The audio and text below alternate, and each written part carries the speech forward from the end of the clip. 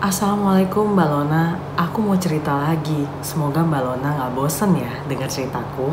Jadi Mbak, Alhamdulillah aku mulai istiqomah melaksanakan tahajud. Walau sempat bolong beberapa hari yang lalu.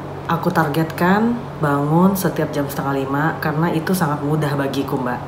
Jadi untuk informasi aja ya, di daerah Mbak ini jam 4:30 itu kayak setengah jam mau subuh.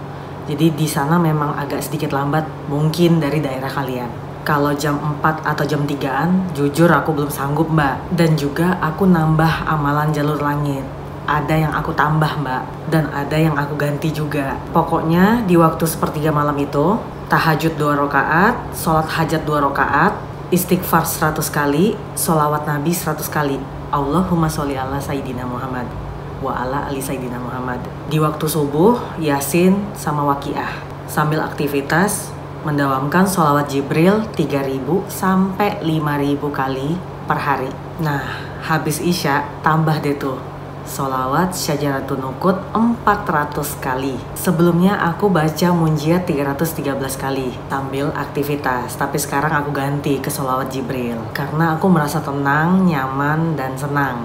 Aku tuh merasa tenang, nyaman, dan senang kalau bisa mendawamkan ribuan sholawat dalam hariannya. Munjiat kan panjang banget tuh, cuma bisa 500 kali sehari semalam karena ya sambil beraktivitas juga.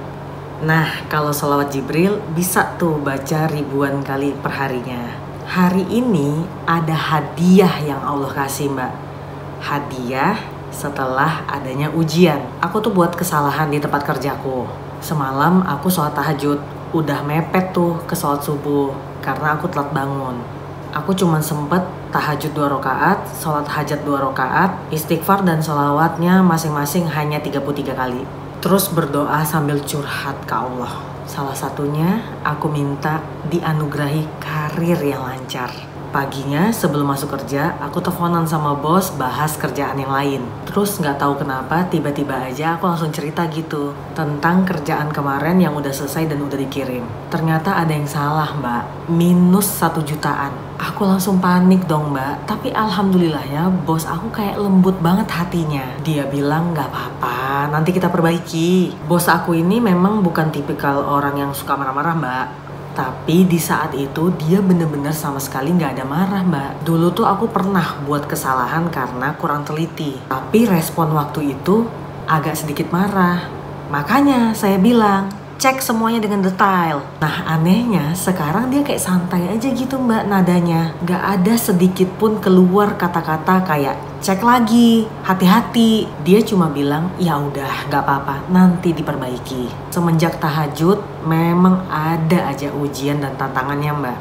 Tapi dibalik semua itu tetap ada hadiahnya. Ujian yang dikasih sama Allah udah sepaket sama solusi untuk menyelesaikannya di waktu yang sama. Doa yang aku minta ke Allah, meminta karir yang lancar, bukan berarti semuanya mulus lancar-lancar aja. Kesalahan atau tantangan tetap ada, tapi di balik ujian itu selalu ada hikmahnya.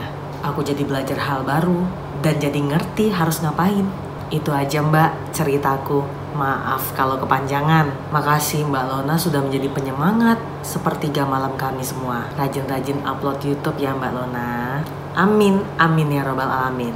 Itulah kisah dari teman kita teman-teman tentang keajaiban tahajud.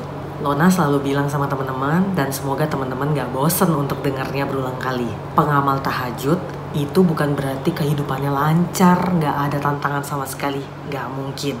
Ustadz, ustazah, bahkan ulama sekalipun aja masih diuji sama Allah. Akan tetapi tantangannya itu sudah diberi solusi sekalian sama Allah untuk kita menjalani tantangannya dengan mudah. Bahkan diperkecil sama Allah kesulitannya. Yang kalau seandainya kita tidak mengamalkan jalur langit, itu akan terasa berat. Tapi kalau kita pengamal tahajud, sholawat, dan amalan jalur langitnya lainnya, kita akan menjadi merasa lebih mudah. Lebih paham nih harus bagaimana, harus ngapain. Karena itu tadi, petunjuk itu terbuka oleh Allah. Dan yang bisa menangkap sinyal-sinyal petunjuk itu hanya orang-orang yang terpilih. Orang-orang yang dekat sama Allah. Orang-orang yang setiap ada permasalahan selalu menyertakan Allah dalam permasalahan itu. Orang-orang yang setiap dapat masalah bukannya mengeluh, tapi justru menerima masalah itu dan mengembalikannya lagi kepada Allah. Ya Allah, bantu hamba. Pasti dalam tiap ujian ini ada hikmahnya nanti, dan aku bisa belajar. Itu yang sesuai dengan cerita Mbak tadi. Nah, buat teman-teman semua, apakah masih mau malas-malasan tahajud? Ayo, mulai ke depannya rajinin tahajud teman-teman. Teman-teman harus merubah hidup teman-teman sendiri. Bangkit, yang tadinya mungkin gak pernah tahajud, ayo mulai rajin tahajud. Satu persatu hajat teman-teman bakal kabul, bahkan hidup teman-teman akan kerasa diangkat derajatnya sama Allah Subhanahu wa Ta'ala.